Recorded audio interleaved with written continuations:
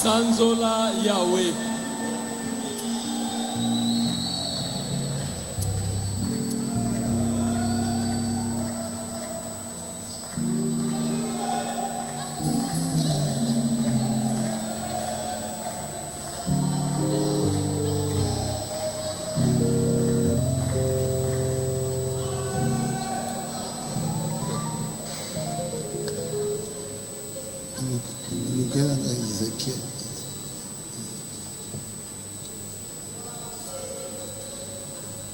Vraiment, je vous demande pardon. Ya solo penda nazali kosenga bino bolimbisi.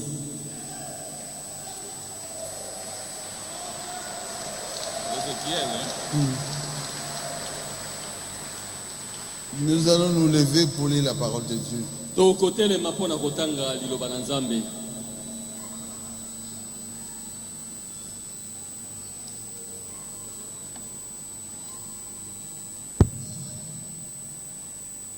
Ézéchiel 24.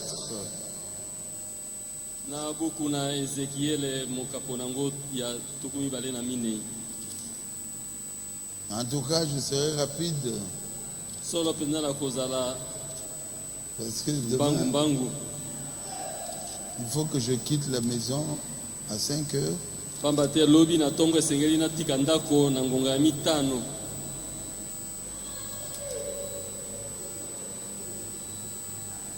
Quand je prierai pour le malade ici, Tango na kobondela pona babeli awa c'est terminé. esili.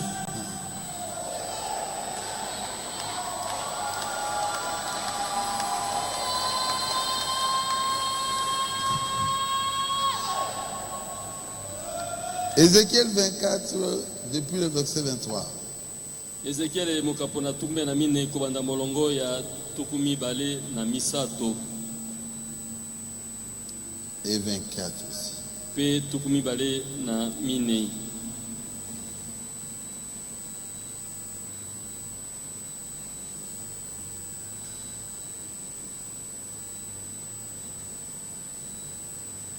Disons 24. Toloba tukumi bale na mine. Ézéchiel sera pour vous un signe. Ezekiel ye akozala pona bino elembo. Vous ferez exactement comme il a fait. Bino bokosala penza lokola ye asalaki. Et quand ces choses arriveront, vous saurez que je suis l'Éternel. Pe tango makambo oyo makosalema wana bokoyeba ete ngai nazali Yahweh. Dieu notre Père céleste, Nzambe tata na biso na likolo. je voudrais quand même que je puisse édifier le peuple de Dieu que tu m'as donné. Na kosepela na motema na ngai ete nakoka kolendisa libota na Nzambe oyo opesi ngai. Accorde-moi, Seigneur, la parole Kolo pesa ngai liloba qui pourra aider chacun de nous. oyo ekokoka kosunga moko na biso. Et bénis la réunion d'aujourd'hui. Pe pambola liangani ya lelo Sois avec nous. zala elongo na biso. Conduis-nous, Kamba biso, bénis-nous pambola biso, au nom de Jésus-Christ. na kombo na Yesu Kristo. Amen. Amen. Veuillez vous asseoir. Bokoki kovanda.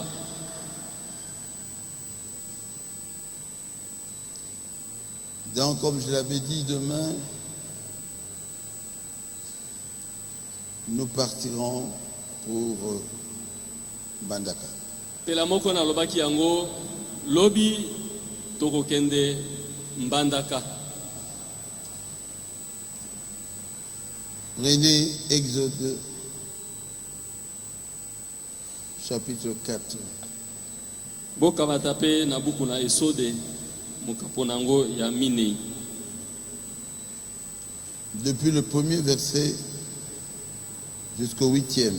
Ko banda molongo na yango na liboso kino oyo ya mwambe. Moïse répondit et dit, voici, ils ne me croiront point. Et ils n'écouteront point ma voix. Mais ils diront, l'Éternel n'était point apparu.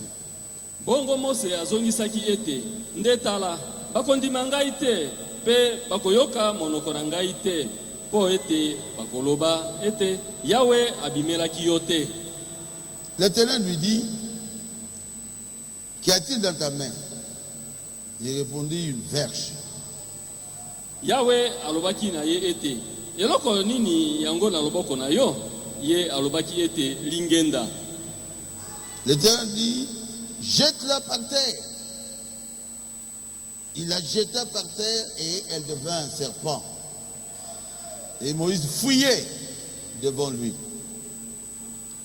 Ye alobaki ete bwaka yango na se, bongo ye abwakaki yango na se, pe yango ebongwanaki nyoka, pe Mose akimaki liboso na yango. L'Éternel dit à Moïse, étends ta main et saisis le serpent par la queue. Il étendit sa main et le saisit. Et le serpent redevint une verge dans sa main. Nde Yawe alobelaki Mose ete sembola loboko na yo pe kamata yango na mokondo, bongo ye asembolaki loboko na ye pe akamataki yango pe ekomaki lingenda na loboko na ye. C'est là, dit l'Éternel, ce que tu feras afin qu'ils croient que l'Éternel, le Dieu de leur père, t'est apparu, le Dieu d'Abraham, le Dieu d'Isaac et le Dieu de Jacob. Nde yango Yawe alobaki ete bandima ete Nzambe na batata na bango, Nzambe na Abrahama, Nzambe na Isaka, pe Nzambe na Yakobo abimelaki yo.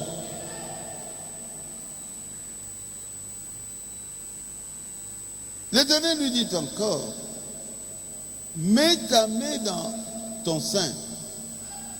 Il mit sa main dans son sein, puis il la retira et voici, sa main était couverte de lèpre, blanche comme la neige. Yawe alobelaki ye lisusu ete tia loboko na yo na ntolo na yo. Ye atiaki loboko na ye na tolo na ye, pe wana ebimisaki ye yango, tala loboko na ye ezalaki pembe pe na malali ya mbala. L'Éternel dit, remets ta main dans ton sein. Il remit sa main dans son sein, puis il la retira de son sein, voici, elle est redevenue comme sa chair. Nasima Nzambe alobelaki ye ete zongisa loboko na yo na tolo na yo, bongo ye azongisaki loboko na ye na tolo na ye, pe wana ebimisaki ye yango, tala ebikaki lokola mosuni na ye mosusu. S'il ne te croit pas, dit l'Éternel, et n'écoute pas la voix du premier signe, ils croiront à la voix du dernier signe. Nzambe alobaki ete soko bakoyamba yo te, pe soko bakondima elembo na liboso te, mbe bakondima elembo na mibale. Que l'Éternel ajoute ses bénédictions à la lecture de sa parole. Tika ete za Yawe abakisa mapamboli na botangi na liloba na ye. Je voudrais prêcher sur un signe, un vrai signe, un véritable signe. Na lingina te ya likolo na elembo ya solo, elembo penza oyo ya solo solo. Passé inaperçu. Oyo esalemi moto ayebi amoni yango te. Ce n'est pas ma prédication, c'est la prédication de Frère Branham. Ezali lite na ngai te, kasi ezali nde lite ya ndeko Branham. Je ne sais pas si Kassongo est là. Nayebi te soki ndeko Kasongo azali awa. Fischer.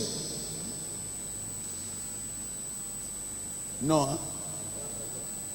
Ah, déjà Mbandaka. Ye azwami na ngonga oyo na Mbandaka. Hein? Kassongo. Il est ici. Qu'on m'amène cette brochure-là. Ba memela ngai lite ya yango. Un véritable signe passé inaperçu. Elembo oyo ya solo esalemi pe bato bakebi na yango te. Je ferai tout pour écouter la prédication. Na kosala maso pona ye salite yango mokuse. à cause du temps. mpo na ntina na ngonga. Tout homme de Dieu, lorsqu'il reçoit sa commission, Dieu lui donnera des signes. Moto na nzambe nyoso tango ye azwi etinda kouta na nzambe, nzambe akopesa ye elembo.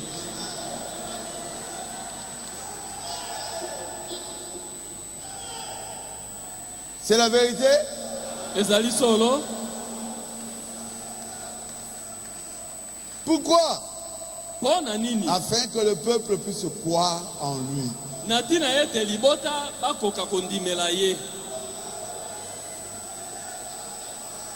Tu ne peux pas dire, moi j'ai été avec Dieu et Dieu m'a donné une commission sans que Dieu te confirme devant tout le monde. Yo koki koloba te ete ozalaki na nzambe, nzambe apesi yo etinda, pe kozanga ete nzambe wana atatola yo liboso na bato nyonso. Il doit le faire. Atindami penza sala bongo. J'ai été avec Dieu. Ngai nazalaki na nzambe. Nous tous nous croirons à ça Biso baso tokondimela yango. parce que nous sommes des croyants. Pamba te biso tozali bandimi.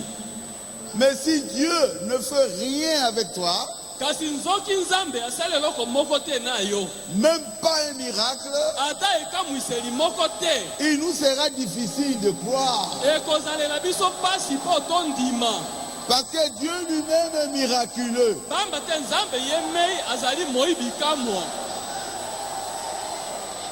Si vous rencontrez le miraculeux, Soki yo okutani na moyibi kamwa, il vous donne une commission, apesi yo etinda, vous devenez miraculeux. yo pe okokoma moyibi kamwa. Moïse a dit, ils vont dire Mose alobi bakoloba que moi je ne t'ai pas rencontré. ete ngai nakutani na yo te. Qu'est-ce qui prouve que je t'ai rencontré? Eloko nini ezali kotalisa ete ngai Mose nakutani na yo? Si je rentre, maboko na makolo, E soki nazongi me produit, alors Dieu lui a donné des signes bongo nzambe apesi ye bilembo pour que le peuple d'Israël croit réellement qu'il avait vu Dieu. po ete libota na Isalaele bandima solo penza ete ye amonaki nzambe. Ah, Jésus, Ah Yesu, enseigne tes enfants. mais souvent, Kasi mbala mingi ceux du diable ba oyo ya satana ne voudront pas de ce signe-là. bakosepela na bilembo wana te. Même si tu ressuscites les morts, Ata pe soki yo osekwisi bakufi, même si tu ouvres les yeux des aveugles, ata soki pe ozipoli miso na bakufeli miso, ceux du diable ne croiront ba pas. oyo ya satana bakondima yango te. C'est la vérité, Ezali solo, c'est vrai, eza bongo, c'est vrai. ezali solo. J'ai demandé ça simplement pour dire que Nasengi yango kaka mpona koloba ete c'est prêché le 12 novembre 61. eteyamaki mikolo 12 mobu tuku motoba na moko. Un Bidjadi. Boye ete binjadi C'est ça. yango wana C'est pas ma prédication. ezali liteya na ngai te. Ah Seigneur. Ah nkolo, Oh, moi aussi je suis serviteur de Dieu. ngai pe nazali mosali na nzambe. Nous ne refusons pas. Biso toboyi te. Est-ce que tu l'avais rencontré? Motuna yo penza okutanaki na ye, Quelle est ta commission? etinda na yo ezali nini? La commission de Moïse, Etinda ya Mose, va, kende je serai avec toi. nakozala elongo na yo, Pharaon aura peur de toi.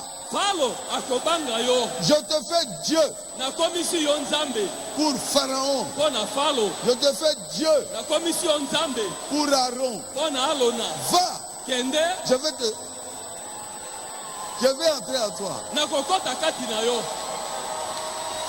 Tout ce que tu diras, mayema so yo koloba moi, ngai j'accomplirai cela. nakokokisa yango. Tout ce que tu feras, maso yo okosala moi Dieu, ngai nzambe je suis d'accord avec ça. nandimi yango. C'est la vérité. ezali solo. Faites attention avec les critiques. keba na matongi. Même ses propres frères l'avaient critiqué et Dieu les avait frappés. ata mpe bandeko na ye moko batongaki ye kasi nzambe abetaki bango abetaki bango. Mose était confirmé andimamaki devant tout le monde. liboso na bato nyonso. Tout le monde voyait que réellement Moïse avait rencontré Dieu. moto nyonso andimaki ete solo Mose akutanaki na nzambe. Parce que Dieu était avec lui d'une façon extraordinaire. pamba te nzambe azalaki na ye na motindo moko mpenza ya kokamwisa. Il avait frappé l'Égypte, abetaki Ezipito, le pays qui était le plus fort à cette époque-là. mboka oyo ezalaki koleka makasi na ntango wana 10 fléaux. na malosi. Olinga te. Que tu le veuilles ou pas, Okozwa yango. tu auras. Abetio. Il a frappé. Abetio. Il frappe. Vous allez dire, ah, pourquoi il le fait souffrir comme ça? Parce qu'il doit les libérer de l'esclavagisme. C'était ça sa mission. Est-ce qu'il avait fait? Il a ouvert la mer Rouge. Mais quand essaye un peu. j'ai été devant la mer, moi. C'est ça la mer. Impossible. On était avec toi. Impossible. J'ai été devant le Jourdain. Le Jourdain Fungwama. On était avec toi. Jourdain, ouvre-toi. Impossible. Et quand Dieu rencontre quelqu'un et lui donne la commission, Dieu ne peut pas échouer. Moïse a sorti les enfants d'Israël de l'esclavagisme. Est-ce que c'est la vérité? Pourquoi? C'était sa commission. Dathan, Corée, Abiram n'étaient pas d'accord. Dieu a ouvert la terre, ils étaient avalés. Quand Dieu envoie un homme de Dieu, faites attention.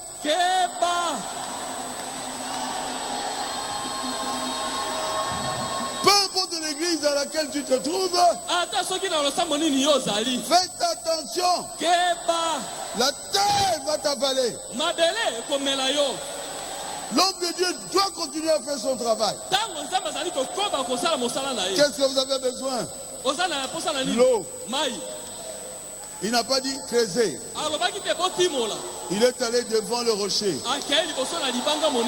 Rocher!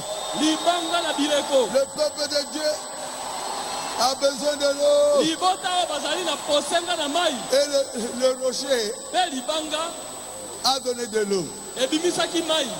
S'il avait creusé, on aurait dit ce n'est pas Dieu. Même si c'était dans le désert. Mais un rocher. Un rocher. Sortir de l'eau. Hey, ça ne peut venir que de Dieu.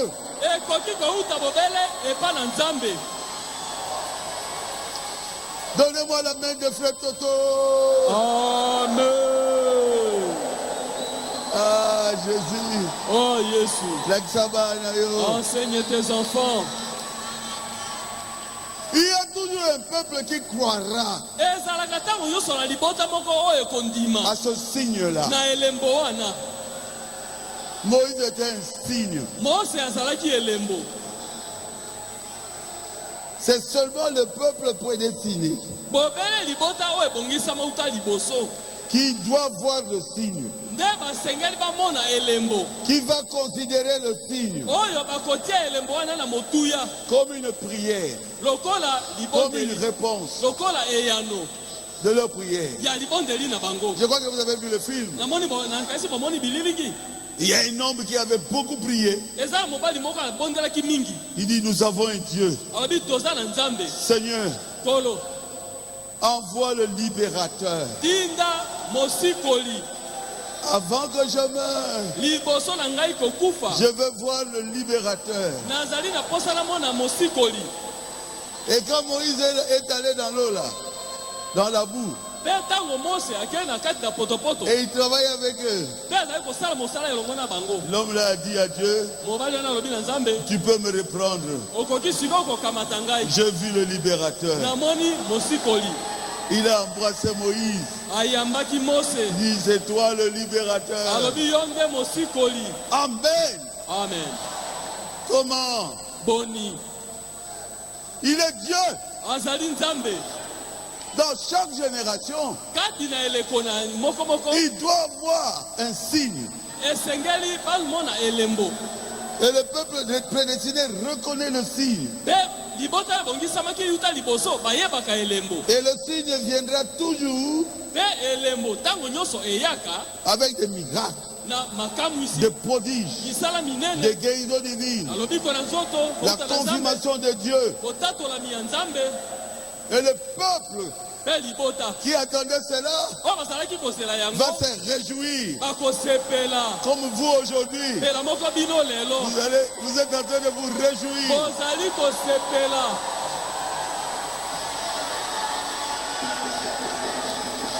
Amen. Amen. Amen. Amen.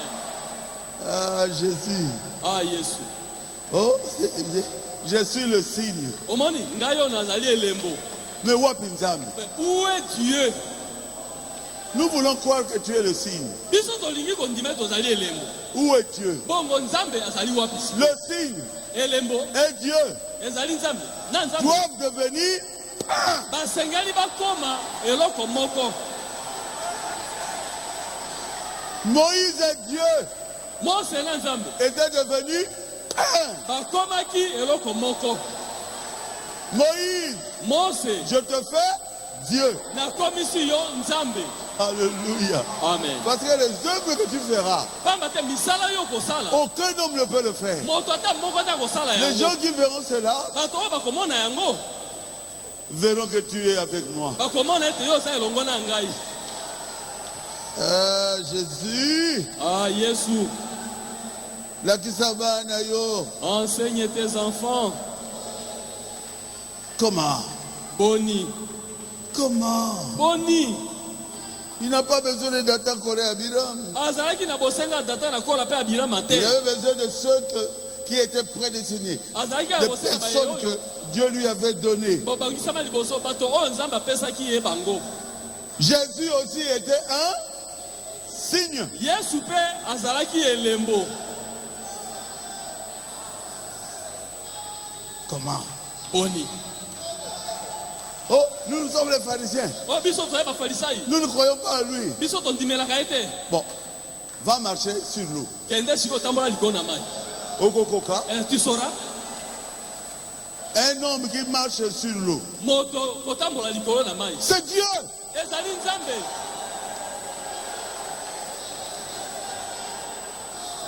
Il y a seulement deux hommes qui ont marché sur l'eau. ezali kaka na bato mibale batambola likolo na mai. Jésus yesu et mpe Pierre. petelo. Ne crains rien. kobanga eloko te. Pierre, petelo ne crains rien. kobanga eloko te. Jésus est là. yesu azali wana. Oh, c'est un fantôme. oyo azali Pierre, mongoli. viens. petelo yaka C'est moi. ezali ngai. Ne crains rien, mon frère. ndeko na ngai kobanga eloko te. Ne crains rien, ma soeur. ndeko na ngai mwasi kobanga eloko te. Jésus est ici. yesu azali awa.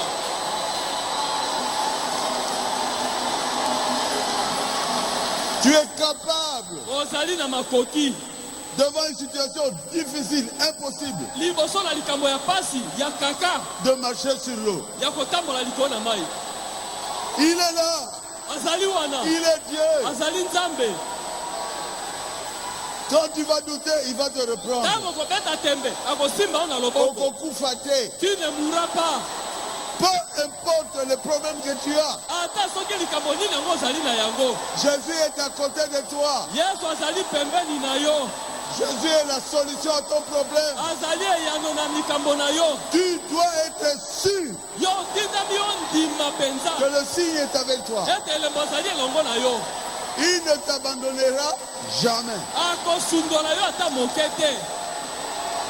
Même si tu dois entrer dans la fournaise ardente, Ata soki okei kati na litumbu na moto, il sera dans la fournaise ardente. akokota na litumbu na moto. Il faut croire en Jésus. Esengeli ondimela Yesu. Un homme enterré Moto akundama pendant 4 jours. mikolo minei mobimba Non, te. Jésus était le signe. Yesu azalaki elembo. Lazare, Lazaro sors. bima. Et Lazare commençait à chanter. Pe Lazaro azali kobima 4 jours. mikolo minei. Mais il était en décomposition Abandaki kopola totalement. mobimba penza, Mais il est sorti. kasi abimaki. Pourquoi? Mpo na nini? Parce que Jésus était là. Pamba te Yesu azalaki wana. Parce qu'il était l'ami de Jésus. Pamba te azalaki moninga na Yesu. Parce qu'il aimait Jésus. Pamba te alingaki Yesu. Parce que Jésus l'aimait. Pamba te Yesu azalaki kolinga ye. Je vous dis, Nalobi na bino, membres de cette église, bandimi ya losambo oyo, ou ceux qui sont avec nous partout dans le monde, te tope baye bazali elongo na biso bipai biso na mokili. Dieu ne vous abandonnera jamais. Nzambe akotikalaka kosundola yo ata moke te.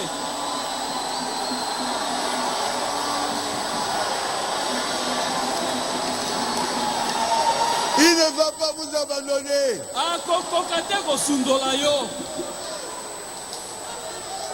Même si on m'a dit ma casse ndengeni. Même si tes affaires deviennent difficiles, comment? Mets-toi à genoux. Buka mabolongo. Lève les mains. Tombola maboko. Jésus. Yesu. Jésus. Yesu. Mon enfant ne marchait plus.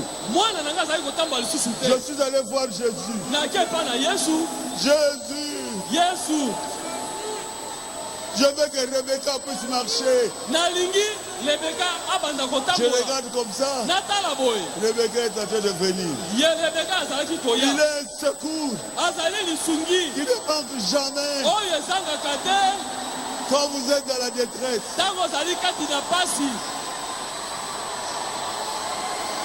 Amen. Amen. Amen. Amen. Oh Jésus, Oh Yesu. comment? Boni.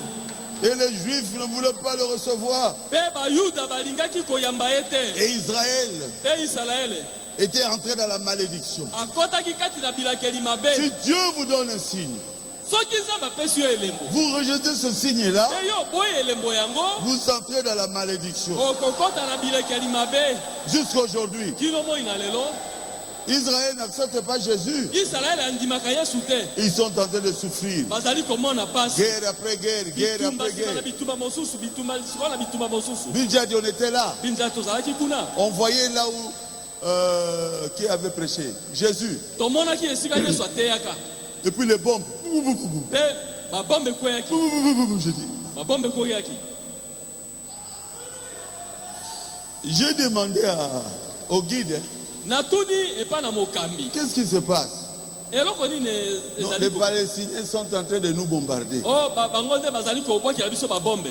Frères, Bandeko. sœurs, Mobali pe mwasi. croyez-moi, Bondimela ngai. il n'y aura pas de problème dans ce pays. Na mboka oyo mindondo ekozala te.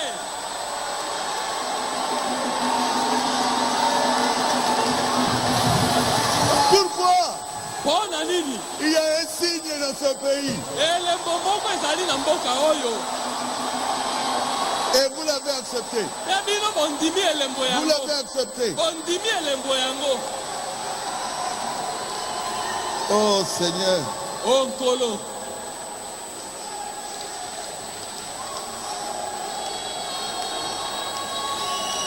Jésus était mal reçu Yesu ayambamaki mabe et ils ont souffert. pe bamonaki pasi. Quand Élisée était bien reçu, Tango Elisa ayambamaki malamu, cette femme-là mwasi wana a reçu un enfant. abotaki mwana. Élisée était un signe. Elisa azalaki elembo. Quand Élie était fatigué, Tango Elia alembaki, il a fui. akimaki, Il a fui qui là? Jézabel. akimaki Yezabel. Alors qu'il venait de couper 400 têtes de prophètes de Baal. Na tango wana autaki kokata mitu ya basakoli ya bala kama minei. Quand Jézabel, Otamba lui Yezabel, ye wana kamati mbangu. il a fui. Akimi. Dieu lui dit, pourquoi tu fuis? Dieu lui dit, pourquoi tu fuis? Nzamba tuni ye, ozokima pona nini? Je suis plus que Jézabel, je suis plus fort. Nga nazali na makasi koleka Yezabel. D'ailleurs, Kutu, je me suis réservé 7000 âmes. kutu na libombeli, bato koto sambo. Je me suis réservé l'assemblée des Rigini Na mi bombeli, losambo, baruti tabernacle. et toutes les églises Beba masambo mosusu nyoso. qui sont avec Baruti. O bazali sima ya baruti. 7000 âmes. Bato koto sambo. Et Dieu a dit, je me suis réservé. Benza balobi na mi bombeli. Ma soeur, Ndekolanga mwasi. Dieu te connaît. Nzamba yebi yo. Mon fils, Mwana nga mobali. tu es dans la réserve de Dieu. Ozali kati na kita na Nzambe. Rigini. Nous sommes dans la réserve de Dieu. Biso tozali kati na kita ya Nzambe. Nous appartenons à Dieu. Biso tozali oyo ya Nzambe. Personne ne peut maudire Baruti tabernacle. Moto Jamais. te akoki kolakela baruti tabernacle mabe. Jamais. Moto te Il se trouvera devant Dieu. akokutana na Nzambe. Nous représentons Dieu. Biso tozali kotalisa Nzambe.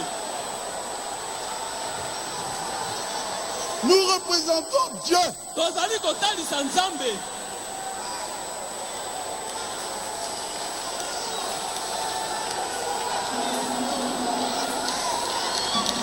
Ça vous fait du bien?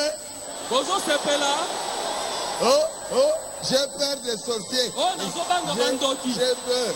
Nazobanga bandoki. Ce sont les sorciers Ezali nde bandoki. qui doivent avoir peur de toi. Nde basengeli babanga yo. Pendant que je prêche ici, Wana ezali ngai koteya tous awa. les sorciers qui sont ici, Bandoki nyonso bazali awa. ils sont en train de trembler. Bazali kolenga. Ils sont en train de trembler. Bazali kolenga. Jésus est ici. Yesu azali awa. Jésus est ici. Yesu azali awa. Même pour ceux qui nous écoutent dans les réseaux sociaux. Ata mpe mpo na baye bazali kolanda biso na bareseau sociaux. N'ayez pas peur des magiciens. Bobanga bayisoloka te. Ce sont les magiciens qui doivent avoir peur de vous. Bayisoloka nde basengeli kobanga bino. Ne vous découragez pas. Bolemba nzoto te. Dieu ne veut pas voir vos larmes. Nzambe akosepela te komona mai ya miso na bino. Il vous aime tellement. Alingi biso mingi koleka. Il était dans le feu Azalaki kati na moto. avec Shadrach, Meshach, Abednego. Elongo na Shadrach, Meshach mpe Abednego. Alors ils avaient totalement désespéré. Nzoka bango elika nyonso esilaki. Mais le signe était au ciel. Kasi elembo ezalaki likolo. Il attendait la dernière seconde. Azalaki kozela kaka tango moke oyo ya suka. Jésus est notre signe. Yesu azali elembo na biso. Et il est mort à la croix. Mpe akufaka na ekulusu. Il a pris nos péchés. Akamati masumu na biso. Nous sommes sauvés. Biso tobiki. Il a jeté nos péchés dans la mer de l'oubli. Abwakaki masumu na biso na kati ya mai na mbula kobosana. Moto moko te. N'a le droit de te condamner. Aza na koki akokweyisa yo. Non. Te. Pourquoi? Mpo na Tu nini? n'as plus de péché. Oza lisu na masumu te. Jésus l'a jeté dans la mer de l'oubli. Yesu abwaki yango na kati ya ebale na mbula kobosana.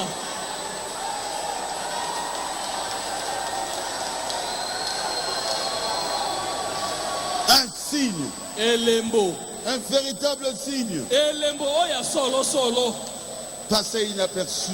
oyo esalemi moto amoni yango te. Mais les enfants de Dieu voient ça. Kasi bana na Nzambe bazali komona yango. Ils savent que c'est pour eux. Bayebi ete ezali mpo na bango. C'est la vérité, Ezali solo, c'est vrai, eza ya solo, c'est vrai. ezali ya solo. Nous avons lu depuis le verset 34. Tokotanga kobanda na eteni ya tuku misato na mine. Un vrai signe. Elembo passé oyo ya inaperçu. solo oyo esalemi bato bamoni te. Oh Seigneur, tu es merveilleux. Oh kolo ozali malamu mingi. Vous aimez le Seigneur Jésus? Bolingaka kolo Yesu, C'est lui notre signe. yende elembo na biso.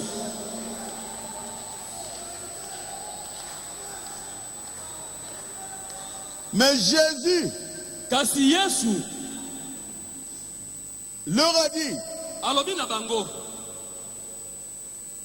qu'il recevrait un signe. ete bakozwa elembo. Vous avez déjà reçu un signe. Bino boso sili kozwa elembo. Il dit vous. Alobi bino. Vous pouvez discerner l'aspect du ciel. Bokoki kososola lolenge ya likolo. Vous pouvez regarder ce signe-là, vous dites, Bokoki kotala elembo wana pe bokoloba. il y aura de l'orage. O Demain. lelo mbula ekobeta.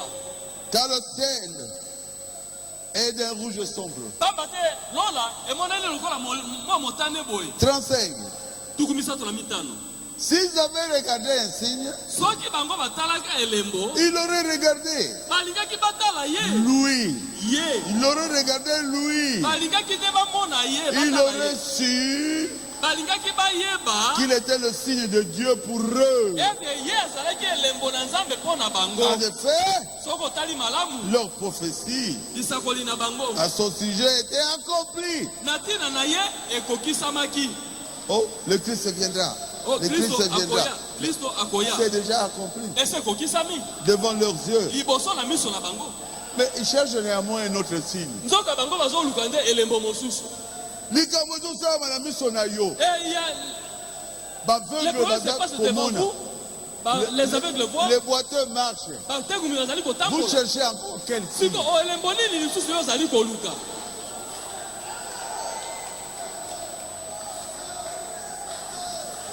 Le signe est déjà devant vous. Elembo yango oyo liboso na bino.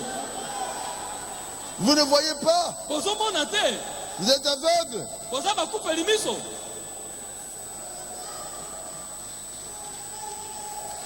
Le signe de leur prophétie Lisakoli elembo ya masakoli na bango. au sujet Na tina du na Messie Masia.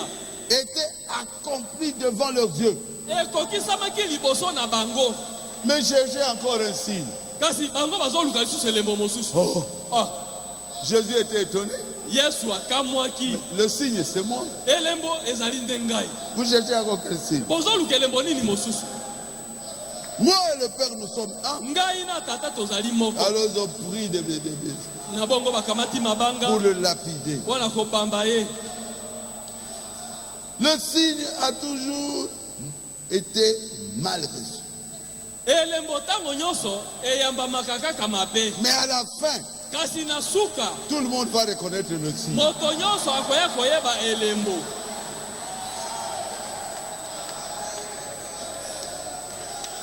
Paul Polo était un signe. azalaka elembo. C'est la vérité. Ezali solo. Paul était un signe. Polo azalaka elembo. Ya liboso. Il a rencontré Dieu. Akutanaka na Nzambe.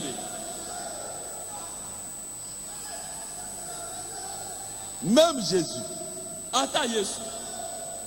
il avait rencontré Dieu. Akutanaki na Nzambe. C'est la vérité. Ezali solo. Tu es mon fils bien-aimé. Ozali mwana na ngai molingami. en qui j'ai placé toute ma confiance. kati na yo natie motema. Qui parlait? Nani yango azalaki koloba? Jésus.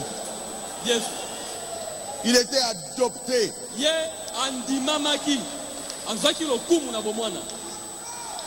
Et quand il est descendu, Pe tango akitaki les signes, bilembo. les miracles, Makamu les isimile. prodiges, Misala minene. la guérison divine Lobiko na nzoto kouta na ont Nzambe. suivi Jésus. Elandaki Yesu. Est-ce que Jésus avait rencontré Dieu? Oui. Yesu akutanaki na Nzambe. Iyo. Iyo. Oui. Iyo.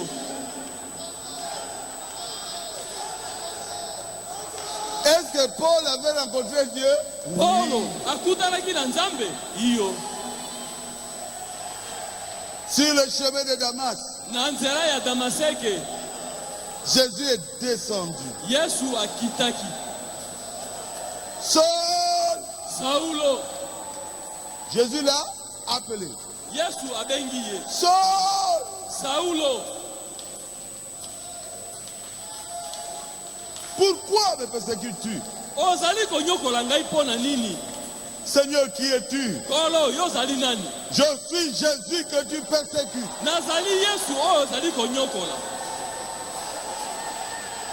Maintenant viens, Sika boye yaka. comme tu m'as rencontré, Lokola okutani na je ngai. vais te donner ta commission. Na nakopesa yo etinda na yo. Acclamez le Seigneur. Maboko mpo na kolo.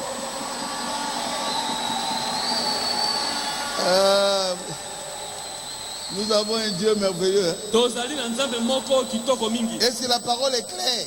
Diloba ezali polele. Yo okutanaki na Nzambe wapi? Et où est-ce que tu as rencontré Dieu? Où? Wapi? Ne fais pas de l'aventure. Ah, Kosala masekite. il y aura un jugement. Kosambisama moko ekozala. Du trône blanc. Ya ngwende ya pembe. Acte 9, Misala libwa. verset 3. Molongo nango ya misato. Comme il était en chemin, Wana ezalaki ye na nzela. qu'il approchait de Damas, Azalaki kobelema na tout Damaseke. à coup une lumière venant du ciel resplendit autour de lui, Na pasa pole moko koutaka na likolo engengi zonga na ye. tomba par terre. Akwei na mabele. C'est qui? Ezalaki nani? C'est Paul. Ezalaki Saulo. Il entendit la voix, une voix qui lui disait à Paul, Ayokaki mongongo moko kolobela ye Polo. Saul, Saulo. Saul, Saulo. pourquoi me persécutes-tu? Mpo na nini yo ozali konyokola Il ngai? répondit, qui es-tu, Seigneur? Azongisi alobi yo nani kolo? Le Seigneur dit, Polo je suis Jésus Nazali Yesu. que tu persécutes. Oyo ozali konyokola. Quand quelqu'un te persécute, toi, Tango moto azali konyokola yo. il persécute Jésus. Azali konyokola nde Yesu. Akokutana. Il va rencontrer ce Jésus-là. Il peut mourir. Akoki pe kokufa.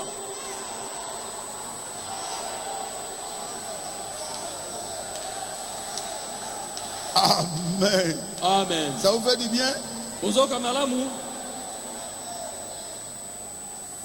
Il te sera difficile, dur, Ekozala mpo na yo pasi mingi. de rejeter contre les aiguillons. Ete otelema likolo na makonga. Quand Dieu t'appelle pour le servir, Tango Nzambe abengi yo mpo na kosalela ye.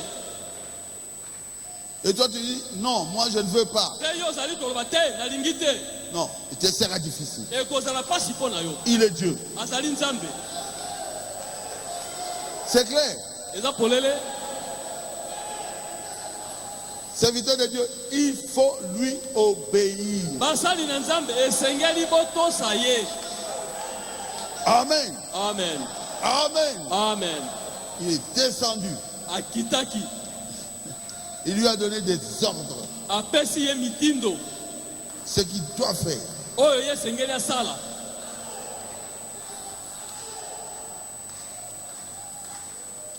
Et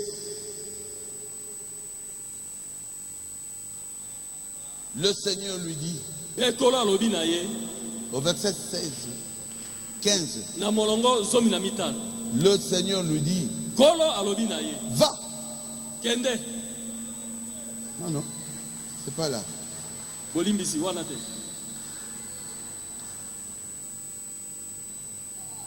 Anania a eu la vision. Anania amzui emononeli. Qui devait aller baptiser Paul. Ete esengela kia kende kopesa Paulo libatisi. Et Dieu parlera à Anania, Te Nzambe asololi na Anania qui avait peur de Paul.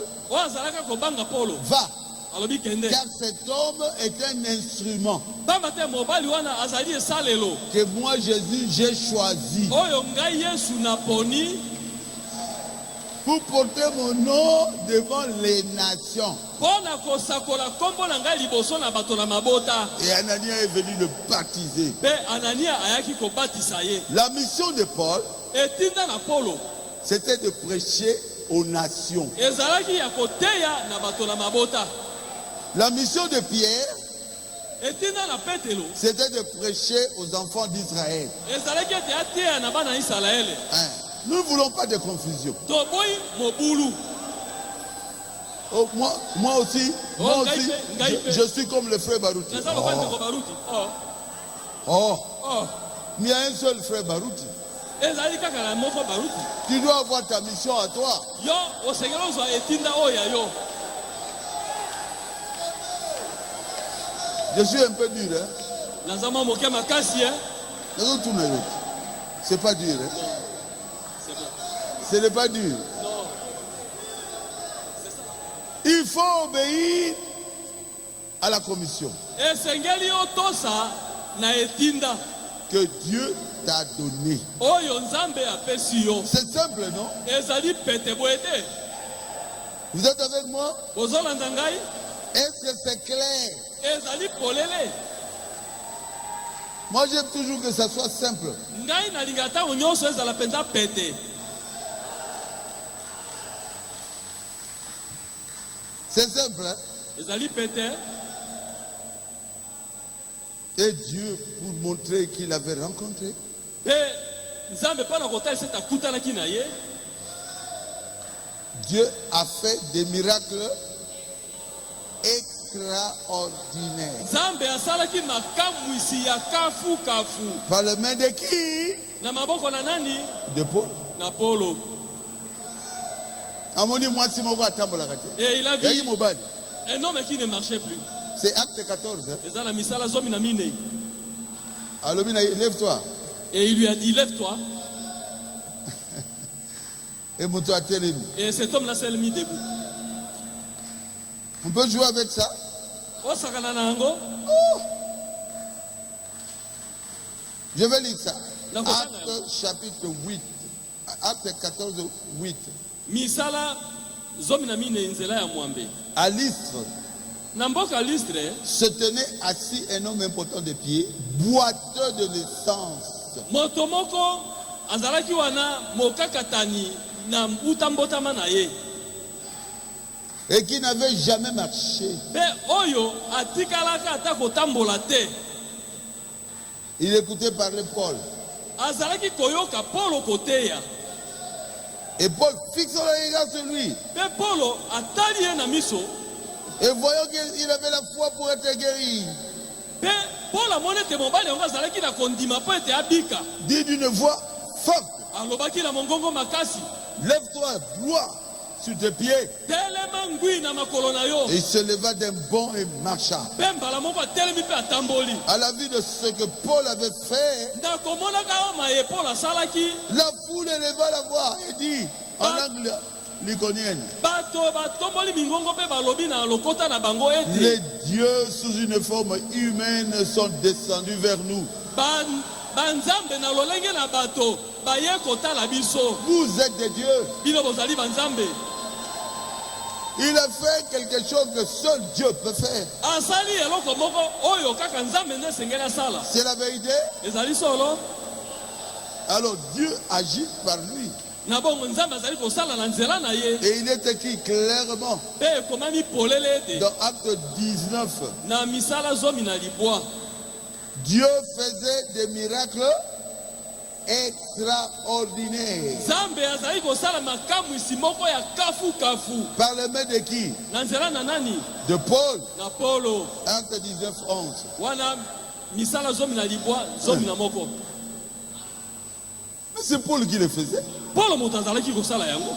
Et Dieu l'utilisait. Mpe nzambe azali kosalela ye. Donc Dieu elingi koloba nzambe nous a montré clairement atalisi biso polele que Paul ete Polo était un signe azalaka elembo pour son époque. mpo na eleko na ye. D'ailleurs, le prophète William Branham kutu mosakoli William Marion Branham l'a placé comme le premier dans l'âge d'Éphèse. Qui ça? Le messager. atiaki ye na eleko na Efese, eleko ya liboso lokola motindami. Il n'y avait personne comme lui. Moto lokola ye azalaka te. Mais Kasi à cause de tous ces miracles, na komona makamusi nyonso les oyo pharisiens l'ont fait arrêter bafalisai bakangi ye et l'ont amené à Rome bakumbi ye kino na Roma où il était décapité. epapi bakataki ye moto.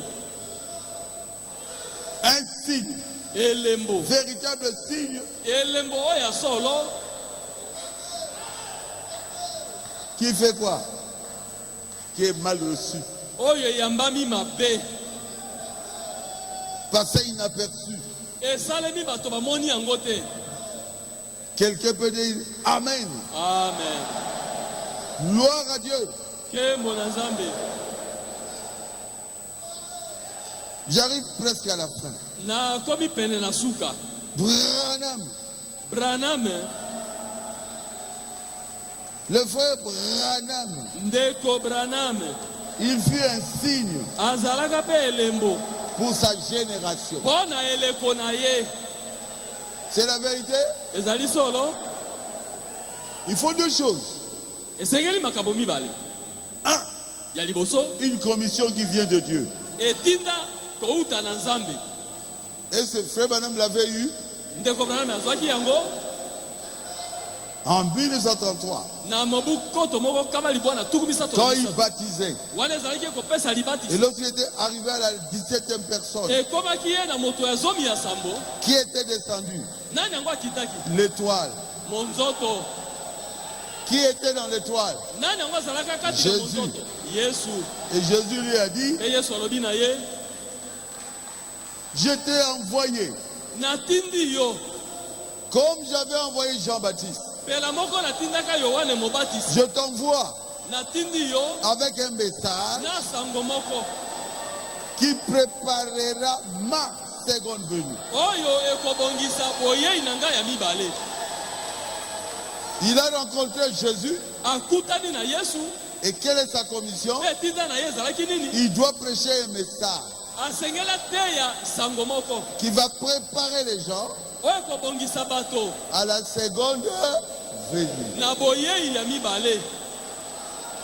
Et après, Pe na nsima après 1933, nsima na mobutu misato ya misato le discernement des pensées. bososoli ya makanisi Seul Jésus l'avait. kaka Yesu asalaki. Je peux te dire, qui es-tu? Alobi yo ozali nani? D'où tu viens? Outi wapi? Quelle maladie tu as? Bokolo nini ozali kobela? Un homme Dieu. Moto Nzambe. Amen. Amen. Et il avait les dons de guérison. Pe azalaki na likabo ya lobiko na nzoto.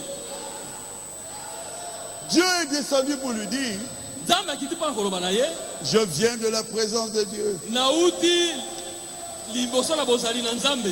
Il dit, mais les gens me rejettent. Abi bato bazali koboya ngai. Dieu a pris sa Bible. Nzambe akamati Biblia na ye. Vous voyez que Dieu est très humble. Kasi azalaki akomikitisa mingi. Il n'a pas dit, je suis Dieu. Alobi tete nazali Nzambe. Je suis Dieu. Nazali Nzambe. C'est moi Dieu. Ngai nde Nzambe. Non. Te. Il a dit, je viens de la présence de Dieu. Alobi nauti na bozali na Nzambe. Pour te dire, Mpo na koyebisa yo. tu es né avec un don de guérison. Ete yo botama na elembo na likabo ya lobiko na nzoto. Ça vous fait du bien? Bozoka malamu. Parce qu'on lui disait, ah, magicien, Baba te bazali koloba na ye moi soloka. 10 heures de bonne Oh, aventure. ye moto azali kobeta masese. 10 ans après, Mibu zomi na nsima. il est allé dans la forêt. Akendaki na zamba. Il a dit à sa femme, tu peux te marier. Alobi na mwasi na ye, okoki na yo kobala. Je ne reviendrai pas si Dieu ne vient pas me Na sauver. kozonga awa te soki Nzambe alobi na ngai te. Et qu'est-ce que Dieu lui avait dit? Pe Nzambe alobaki na ye nini? On l'a fait avec Jésus. Basalaka na Yesu ndenge On moko. l'avait aussi rejeté. Ye pe baboyaka ye. Oui. Et Dieu prend la Bible Pe Nzambe akamati Biblia et lui montre ça. atalisi ye yango. Si Jésus, Soki Yesu l'arbre, comment on dit là? Vous étiez à Mobesu. l'arbre vert, L'arbre vert nzete mobesu a été rejeté. abwakamaki. Et toi, Bongo yo. qui es-tu? Yo oza nani? Mais ton travail, Kasi mosala na yo tu le feras. okosala yango. Tu es né avec un don. Yo botama na likabo. Le don de guérison. Likabo ya lobiko na nzoto. Frère, Bandeko. le ministère Frère Branham. Dans le ministère Frère Branham, Kati na mosala ndeko Branham. les aveugles ont vu. Bakufeli miso Les bamonaki. boiteux ont marché. Bantengumi batamboli. Les morts ont été Bakufi ressuscités. basekwaki. La parole de Dieu a été prêchée. Liloba na Nzambe teyamaki. Alléluia. Amen.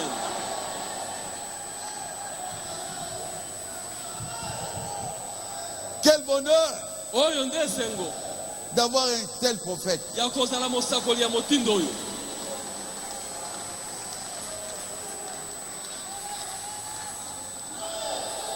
Mais après lui, Pe nsima na ye la génération qui a suivi, eleko oyo elandi Dieu leur a envoyé aussi un signe. Nzambe atindeli bango mpe elembo. Après William Branham, Nsima na William Branham, la génération qui a suivi William Branham, eleko oyo elandaki William Branham, Dieu a envoyé à cette génération un signe. Nzambe atindi na libota wana elembo. J'étais chez moi Nazalaka epa na ngai avec beaucoup de serviteurs de Dieu elongo na basali na Nzambe ebele. en train de prier. Tozalaka kobondela. J'entends une voix. Nayoki mongongo moko. Mon serviteur Baruti. Mosali na ngai Baruti. J'ai dit, qui m'appelle? Nalobi nani azali kobenga ngai? Il me dit, c'est moi. Alobi na ngai ezali ngai. Je regarde, je ne le voyais pas. Nazali kotala boye namoni eloko te. Il dit, va dans ta chambre à coucher. Alobi kenda na kati na eteni lo ndako ya kolala. Je suis allé dans ma chambre à coucher. Na kei kuna na kati na eteni na ndako ya kolala. Je me suis mis à genoux. Na buki mabolongo. Il m'a dit, lève-toi. Alobi na ngai telema. Ton épouse bientôt va venir. Kala mingi te mwasi na yo azali koya. Va fermer la porte à clé. Kende kanga ekuke na fungola. J'ai rencontré Dieu. Na kutani na Nzambe. Il avait la forme de la colonne de feu. Azalaki na motindo ya likonzi na moto. Je l'ai vu. Na moni ye. Une lumière. Pole moko. J'ai fermé. Na kangi. Et j'entends maman Fo qui voulait entrer. Be na yoki mama po lingaki akota. Il me dit, mets-toi à genoux. Alobi na nga buka mabolongo.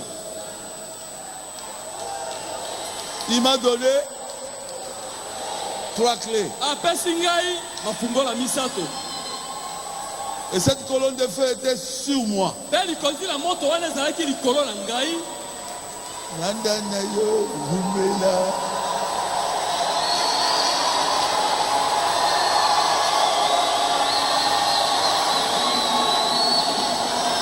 J'ai vu Dieu. Na moni Nzambe. Et il me parlait. Pe azalaki kosolola na ngai. La première clé, Fungola ya liboso. tu es un prédicateur. Ozali motei. Est-ce que je suis un prédicateur? Ngai nazali motei. Iyo. Oui. Iyo. La deuxième clé, Fungola ya mibale. quand les fausses doctrines entreront dans ce message, Tango balakisa lokute okota na kati na sango oyo. tu prieras. Okobondela. Je te donnerai la force Ngai nakopesa yo makasi de bouter cela dehors. ya kobimisa yango Bouter libanda. cela dehors. Kobimisa yango libanda. La troisième, c'est quoi? Fungola misato ezali nini? Hein?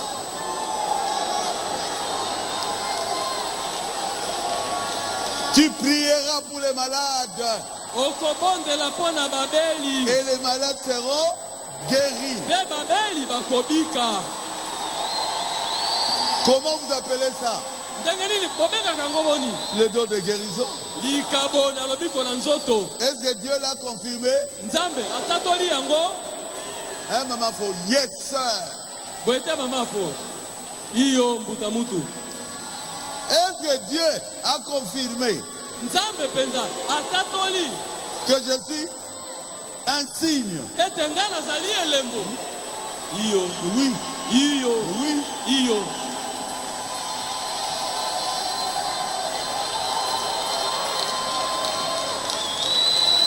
Je m'attendais Nazalaki kozela. au Brésil. Kuna na mboka Je Brésil. m'attendais Nazalaki kozela. que quelqu'un quitte sa chaise roulante. Ete moto moko atika kiti na ye ya La bakoka. femme de plus de 70 ans, Mwasi ya mibu koleka tuku mon sambo. délai. Une blanche. La voix lui dit, Mongongo elobi na ye. c'est de toi que mon serviteur parle. Mosali na nga nali nde koloba mpo na ntina na yo. Lève-toi. Telema. Chez les Blancs. Ezalaki epa na mindele. Mon Dieu, Nzambe na ngai. tu es Dieu. Ozali Nzambe. C'est papa qui était mort ici. Tata oyo akufaka awa. Boya na yao. J'ai dit amenez-le ici. J'ai prié. Na bondeli. Tout le dos était brisé. Mokongo mobimbe bukanaki. Lève-toi. Telema. Ouvre les yeux. Fungola miso. Dieu était en train de confirmer Nzambe azalaki kotatola son signe. elembo na ye. Vous croyez cela? Bino bondimi yango. Iyo. Si vous croyez, vous êtes bénis. Soki bondimi kopamwami.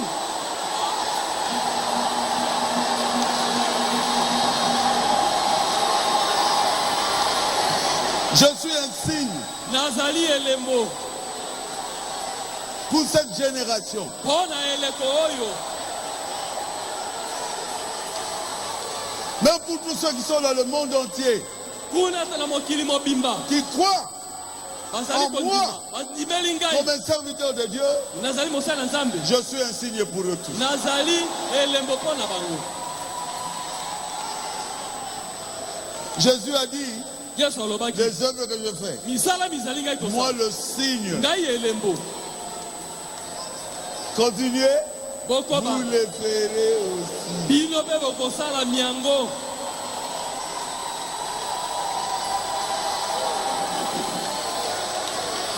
Ne vous embêtez pas quand ils critiquent dans les réseaux sociaux, Botungisama te ntango bazali kotonga na bareseau sociaux. parce que ce signe a toujours été mal reçu. Pamba te elembo yango ntango nyonso eyambamaka mabe. Jésus mal reçu, Yesu ayambamaka mabe. Moïse mal reçu, Mose ayambamaki et mabe. moi. Bongo ngai. Mais ceux qui sont prédestinés à aller au ciel, Kasi baya babongisama mpo na kokende lola. le signe est venu pour vous. Elembo eye mpo na bino.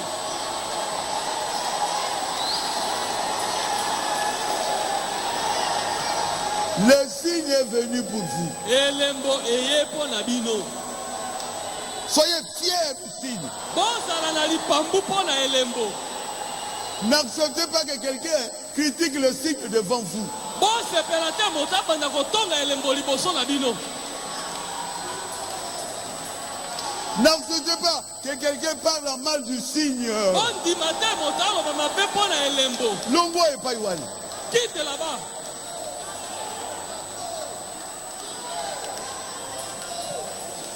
Dans le monde, Na mokili. il y a mon église à vous. As-tu déjà vu une église pareille? 40 000 personnes. Bato koto tuku minei. Oh, Azam magicien. Oh, c'est un magicien. Non, on a mis Jésus. Non, je te dis Jésus.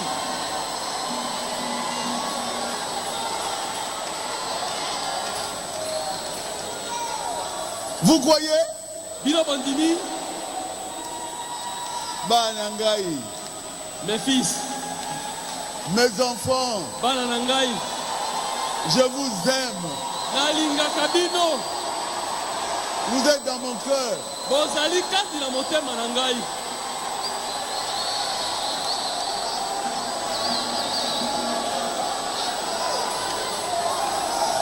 Si le frère Branham a dit, Dieu lui a dit, Soki nzambe alobi na ye, si vous amenez les gens à croire en toi, soki omemi bato ete bandimela yo, et vous êtes sincère dans votre façon de marcher, pe ozali sembo na motindo na yo ya kotambola, na kwa ite o je ne suis pas tombé.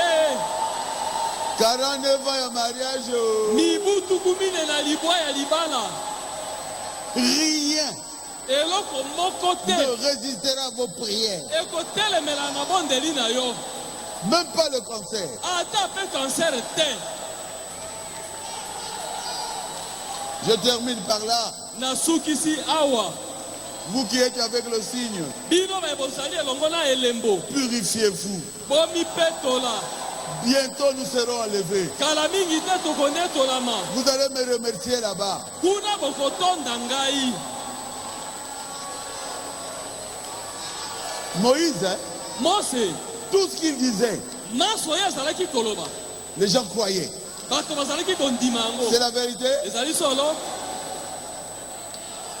Croyez aussi dans tout ce que je dis, bondima mpe na maemanso nazali koloba, dans tout ce que je prêche. na nyonso nazali koteya. Relève, Kokitana na mosala, je crois. na ndimi yango. Génération, Génération, je crois. na ndimi yango.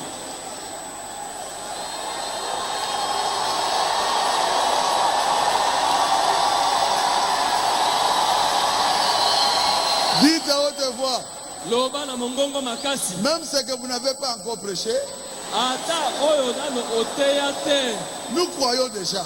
toso ndimi yango, Nous croyons déjà. toso ndimi yango.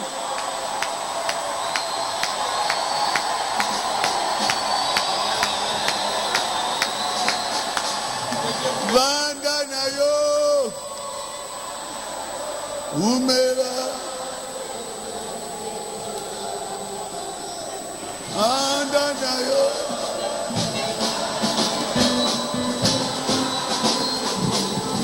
Fanda na yo, fanda na yo. Ay, ay, ay, ay, ay, ay, ay, ay, ay. Samba beka, fanda na yo. Mosusu te, ubena. Yesu tokoni.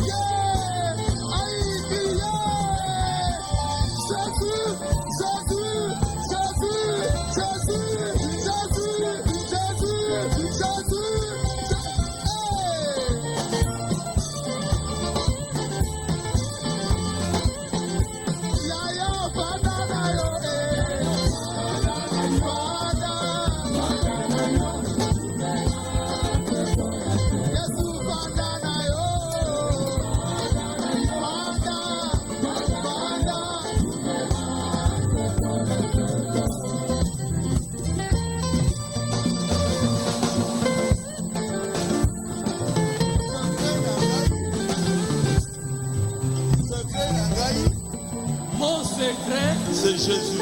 ezali Yesu. Jésus vanda na yo Jésus vit éternellement dans mon cœur, na motema na ngai, dans mon église. na kati na losambo na ngai. Oumela. Vit éternellement.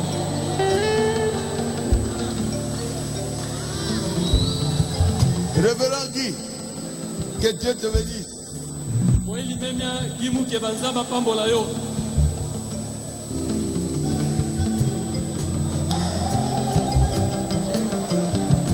Jérémie Mondonga, Jérémie Mondonga,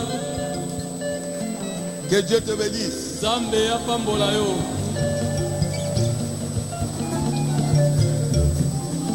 Tozali na boso Diano, On était à Bosonjano. ni mongala sort. Je suis un véritable Ngala.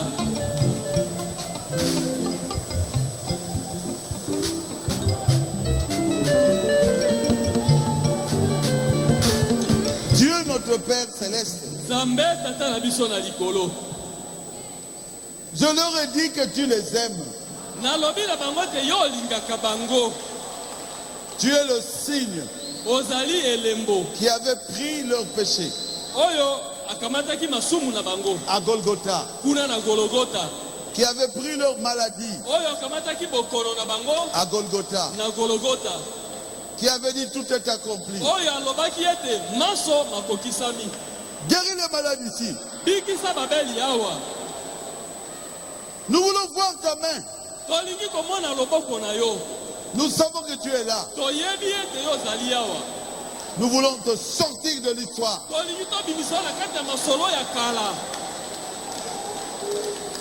Que tous ceux qui étaient venus pour être guéris soient guéris. Tika ete baoyo nyonso bayaki mpo ete babika. Babika. Toi, démon, la malaria, Yo molimo mabe ya au nom malaria. de Jésus-Christ, Na kombo na Yesu sors Kristo. de leur corps. Bima na nzoto na bango. Démon de l'hypertension, Molimo mabe ya au hypertension. nom de Na Jésus-Christ, kombo na Yesu Kristo. sors de leur corps. Bima na nzoto na bango. Démon de toutes les maladies cardiaques, Molimo mabe ya bokono nyonso ya au motema. nom de Na Jésus-Christ, kombo na Yesu sors Kristo. de leur corps. Bima na nzoto na bango. Démon de cancer de sein, Molimo mabe ya cancer ya mabele. au nom de Na Jésus-Christ, kombo na Yesu Kristo. sors de leur corps. Bima na nzoto na bango. Démon de maladie de la matrice, Molimo mabe ya bokono ya matrice. au nom de Jésus-Christ, Na kombo na Yesu Kristo. sors de leur corps. Bima na nzoto na bango. Démon des infections urinaires, Molimo mabe ya ba infection na masuba. au nom de Jésus-Christ, Na kombo na Yesu Kristo. sors de leur corps. Bima na nzoto na bango.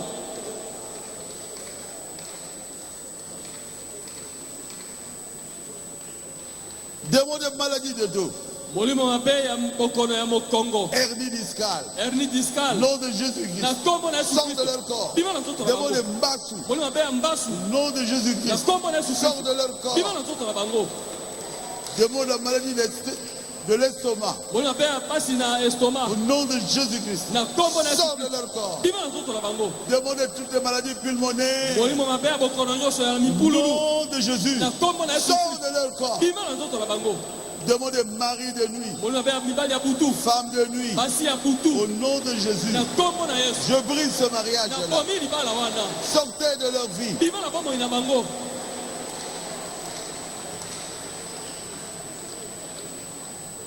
Démon de puissance coutumière, Molimo mabe ya banguya nyonso ya bokoko. de la magie, Kisoroka.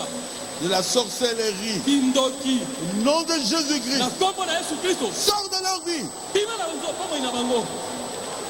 Notre coutume, Mimesano na biso. c'est la parole de Dieu. Ezali liloba na Nzambe. Et personne ne peut nous nuire. Te moto moko te koki konyokola biso. Notre Dieu est plus fort Nzambe na biso azali makasi mingi. que les coutumiers. Koleka bokoko. Démon de la malchance, Molimo mabe ya makila mabe. rien ne marche. Makambo etambolaka te. Au nom de Jésus-Christ, Na kombo na Yesu Kristo. sors de leur corps. Bima na nzoto na bango.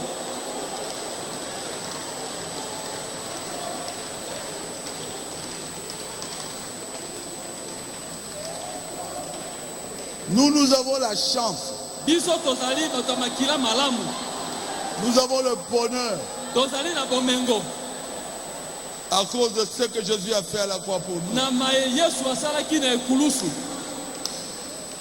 Démons de stérilité, Molimo mabe ya ekomba au nom de Jésus-Christ, na kombo na sors Yesu de leur Kristo. corps. Bima na nzoto na bango.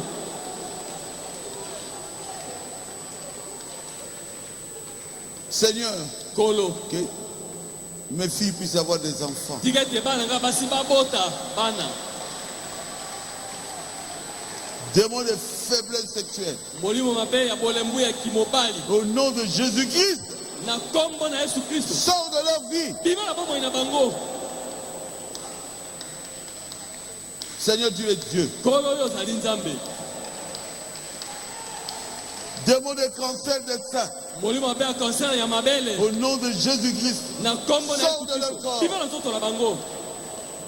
Démons de cataracte, Molimo mabe ya au baposo nom na de miso Jésus-Christ, na kombo na Yesu Kristo. sors de leur corps. Bima na nzoto na bango.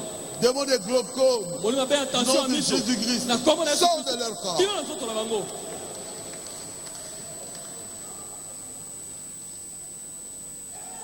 Démons sourds-muets, Molimo mabe ya kozanga koyoka mpe kozanga au koloba nom de Jésus-Christ, na kombo na sors de Yesu leur corps. Bima na nzoto na bango. Voulons voir des témoignages de sourds-muets. Tolingi Entendre tosoma parler. tatoli ete batufi bayokaka te balobaka te babanda koloba. Seigneur, tu es Dieu. Kolo oyo ozali Nzambe. Libère tes enfants Kangola bana na yo de tout ce que les sorciers ont placé sur eux. na oyo nyonso bandoki batia na kati na bango Je les libère. na kangoli bango Que ça sorte de leur vie. ebima na bomoi na bango. Tu es plus fort que les sorciers. Ozali makasi koleka bandoki.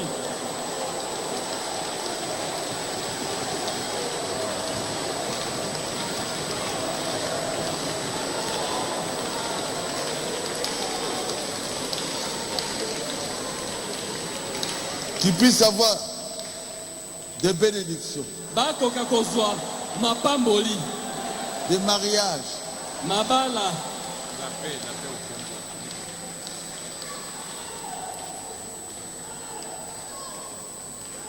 le bonheur bomengo dans leur vie. na bomoi na bango.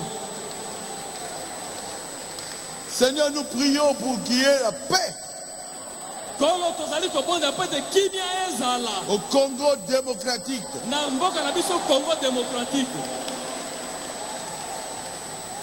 La paix Kimia dans notre pays. mpo na mboka na biso. Protège notre président, Batela mokonzi ya mboka na biso Félix Félix Fachi. Faci. Nous voulons la démocratie Tolingi bosomi ya La demokrasi. Kimia dans notre pays. na kati na mboka na biso. Merci Jésus. Matondi Yesu. Nous croyons que tu l'as fait. Tondimi tosali yango. Sois élevé. Tobwama. Le Congo t'appartient. Congo ezali ya yo. Nous te donnons le Congo. Biso topesi yo mboka Congo. Nous te donnons nos cœurs. Topesi yo mitema. Nous te donnons nos vies. Topesi yo bomoi na biso. Nous voulons vivre dans la paix. Tolingi tobika kati na kimia. Il y ait l'amour dans notre pays. Bolingo ezala na mboka na biso. Guéris tout le monde, Seigneur. Bikisa moto nyonso kolo. Vous, les démons de maladie que je n'ai pas cités, Bino milimo mabe ya bokono oyo natangi te. sortez de leur vie. Obima na bomoi na bango. Nom de Jésus. Na kombo na Yesu. Nom de Jésus. Na kombo na Yesu. Qu'il en soit guéri. Babika. Qu'il soit rempli de feu. Batondisama na moto. Au nom de Jésus-Christ. Na kombo na Yesu Kristo. Merci Seigneur. Matondi kolo. Toi la gloire. Zwa kembo. Toi l'honneur. Zwa lokumu. Toi la puissance. Na yo nguya. À toi l'élévation. Na yo botombwami. Toi Jésus, Yo Yesu. le roi des rois. Mokonzi na bakonzi. Le Seigneur des seigneurs. Kolo na bakolo. C'est lui, c'est toi notre Dieu. Yo nde nzambe na biso. Nous te disons merci. Tolobi na yo matondi. Au nom de Jésus, Na kombo na Yesu. j'ai prié. Nde na bondeli boye.